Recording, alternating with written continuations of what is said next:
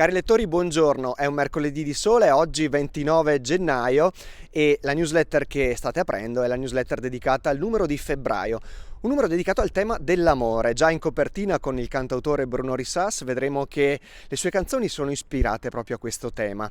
Tema dell'amore che ispira anche la politica dell'assessore alla cultura Francesca Briani, con dei percorsi dedicati a Romeo, a Giulietta e ovviamente alla poetica di Shakespeare.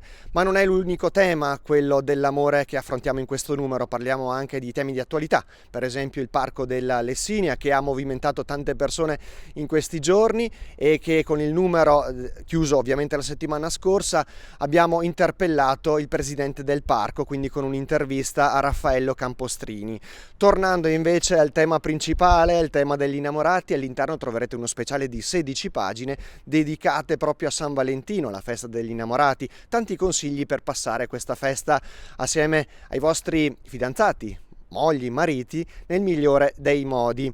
E poi tante rubriche speciali, quindi non perdetevi il numero, in uscita proprio tra qualche giorno nella versione cartacea, ma già disponibile da adesso nella versione digitale. Ci vediamo il prossimo mese.